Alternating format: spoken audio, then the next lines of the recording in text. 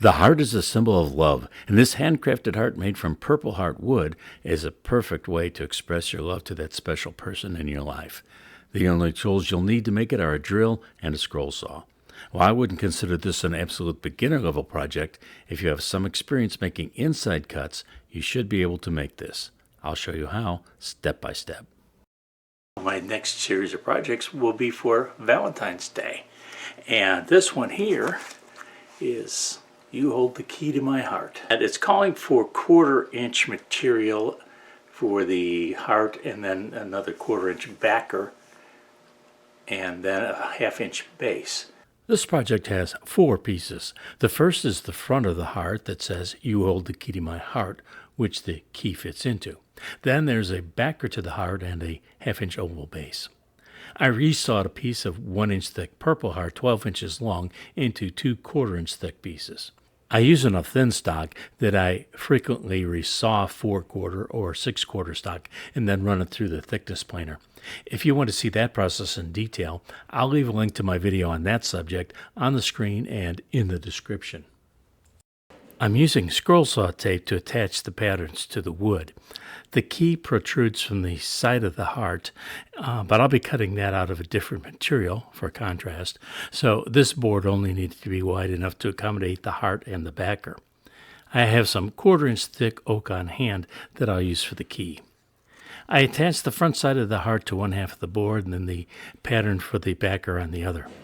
The scroll saw tape holds the pattern securely in place while I cut, but it peels off easily, taking the pattern with it once the cutting is complete. I'll take this board to the drill press to make the pilot holes for the letters, and I'll also cut it in half because it's much easier to work with short pieces on the scroll saw.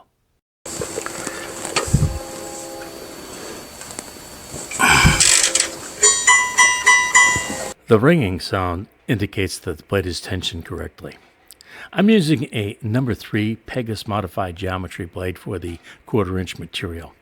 I determine what blade size to use by considering the thickness, hardness, and complexity of the pattern I'm cutting. The 1/4 thickness points towards a number 3 blade, the hardness towards a number 5, but the complexity of the pattern pushes the decision to a number 3. If you're interested in a thorough discussion of the subject, I'll leave a link to my video on the screen and in the directions. I usually make all the inside cuts first, but because there was going to be a cutout for the key on one side, I decided to do that first. Making inside cuts first can weaken the piece overall, and leaving the outside cut until last leaves more material in place until the end. But purple heart is very hard and dense, and the cutouts for the letters won't weaken this piece in any way. I started the cut with the piece on the bottom that will connect to the stand. I followed the line up to the point where the key would enter the heart, and then I followed the bottom of the key shaft out to the board's edge. Then I started cutting on the next side of the key's outline, following it all the way around until I finished at the edge of the heart. I'll move to the letters next. These are relatively small and require some precision in cutting, and the number 3 blade is perfect for the task. Over the years, I've made many projects containing letters, so I've developed some techniques I can pass along. My first tip is to cut just inside rather than right on the lines. If you look at the pattern, you'll be able to see why I do this. Most of the letters in this font consist of 2 or 3 parts. Using the O as an obvious example, you can see that the O is an oval shape cut in 2 parts. You can't just cut an oval shape because with the middle part missing, you would no longer have the letter O, you would just have an oval hole. But the uncut sections at the top and bottom of the letter come quite close to one another. You risk going slightly over the line if you cut on the line. Then you risk going over on the cut on the other side and ruining the cut. But even cutting on the line, you have 2 tiny pieces of wood holding the center of the O in place. These can easily break during handling while you finish cutting and sanding the piece. Cutting on the inside of the line leaves slightly larger pieces that are less likely to break. Even for letters that are one piece, like T, cutting on the inside of the lines is good practice. Look at how much wood there will be between the top of the T and the H after these letters are cut. Going slightly over the line could cause 2 adjacent letters to run into one another, ruining the piece and causing you to waste time and material. Many letters contain right angles. In fact, even the O's contain right angles because they're cut in 2 parts. When a sharp corner is required, there are procedures to follow to ensure you get a nice, crisp angle. I follow the cut line, just inside it as I have already described, until I reach the point where the cut will change direction. Then I ease up pressure on the workpiece against the blade just enough that the blade is no longer cutting. The blade is still able to move up and down in the curve it just created, so you can now pivot the workpiece until it's facing in the direction you want to cut next. The blade cuts in the waist area while you're doing this. With the workpiece now facing in the correct direction, you can start cutting again. With small cuts like these letters, it's not long before it's time to change directions again. If you're new to scroll sawing, this can feel a little overwhelming, so I recommend running the saw at a slower speed while you're learning, assuming you have a variable speed saw. The blade is less aggressive at slower speeds, so this gives you better control. Cutting these letters requires skill and lots of patience. It only takes a few seconds to make each cut before you have to stop, release the blade from the upper blade holder, remove the blade from the letter you just cut, thread the blade to the next pilot hole, tighten the blade, tension the blade, and make the next cut. That was a lot of cuts, but with the interior complete, I can now move on to the outside of the heart shape. There's a very sharp change of direction where the bottom of the heart meets the part that attaches to the stand. I made this by cutting to the point and then pulling the blade back into the curve I created. I used the curve plus the waist area to pivot the workpiece 180 degrees, then back the blade to the point. It takes only a tiny movement now to orient the workpiece to the next direction on which to cut, and it's easy to follow the line around the curve and to the bottom of the piece. The top shape is complete, so I removed the pattern with the scroll saw tape.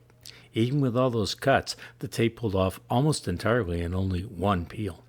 The next piece to cut is the backer to this part. The backer will make it possible to hold the key in place, partially inserted into the heart. I'm going to cut this heart very carefully because it needs to match the other heart exactly. Careful cutting here will save me sanding time later. With the heart completed, I can move on to the key. Making the key from a contrasting wood will make it stand out and be much more noticeable. Doing it this way adds an extra step, but I believe it will be worth it.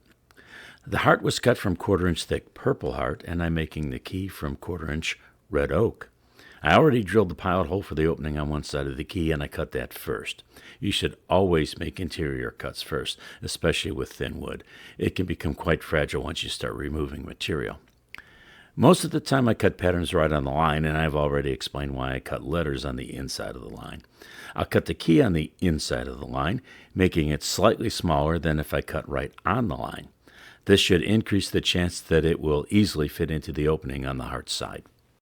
Now we come to one of those moments where we hold our breath, figuratively, not literally, in anticipation of whether the key will fit. And it does not. Rats.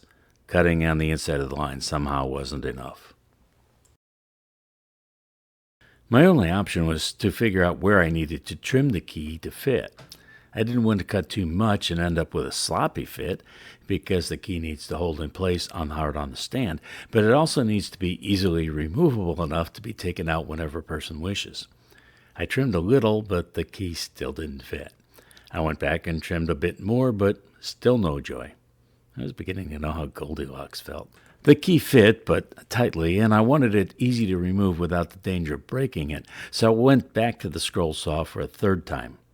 At least I think it was the third time. I may have lost track in there somewhere. I'm finally somewhat happy with the fit. I'm not sure why the key was that far off on the first try. Maybe the cut in the purple heart was off. It's not perfect, but no one but me is likely to notice, so I'll move on to the last cutting step. The base is an oval cut from 1/2-inch material. Since I made the key from oak, I was going to make the base from oak as well, but then I noticed a piece of cherry that would work nicely. It should look great contrasted with the purple heart. If I were going to make a lot of cuts in 1/2-inch material, I'd probably switch to a number 5 blade, but for just this one cut, the number 3 will be adequate. I love the look of the cherry, but it tends to burn when cut. Sure enough, that happened here, but the burn was only along part of the base's exterior. It will be easy enough to touch that up on the disc sander. We have an easy glue up for this project, just the front and back halves of the heart glued together in a sandwich, and then that assembly glued to the oval base after the glue dries on it. Sometimes you want to place glue on both surfaces that will be joined, but that isn't practical here. If I spread glue on the bottom half of the heart, the spaces between the letters on the top half will have glue on them, and the finish will not stick to areas covered in dry glue. For that reason, I'll only put glue on the back of the top layer. Because the spaces between the letters are so small, I used a glue bottle with a tiny tip. I poured small drops of glue between the spaces and squeezed a bead of glue along the edge and larger spaces between the letters. Then I used an acid brush to spread the glue out evenly. Thin wood has a tendency to warp, so it's imperative that the entirety of the surface be covered to ensure a good bond and to make sure the layers don't come apart at the edge. I like to use as many small spring clamps as I can fit for projects like this. I space them around the perimeter, ensuring the two pieces are held tight while the glue dries. Once this assembly is dry, I'll attach it to the base, and after that step's complete, I'll apply several coats of warm satin spray polyurethane to finish the project. The completed project is beautiful and sure to capture the heart of your loved one. This project would likely prove to be challenging for a scroll saw beginner, but if you have the confidence to accurately make small inside cuts, the effort will be worthwhile. What are your thoughts on this project? Will you make one for Valentine's Day or some other special occasion? I read and respond to every comment. Please subscribe if you haven't done this already, but you won't have to wait until I release my next video to watch more. 2 suggestions for the next video to watch are on the screen right now.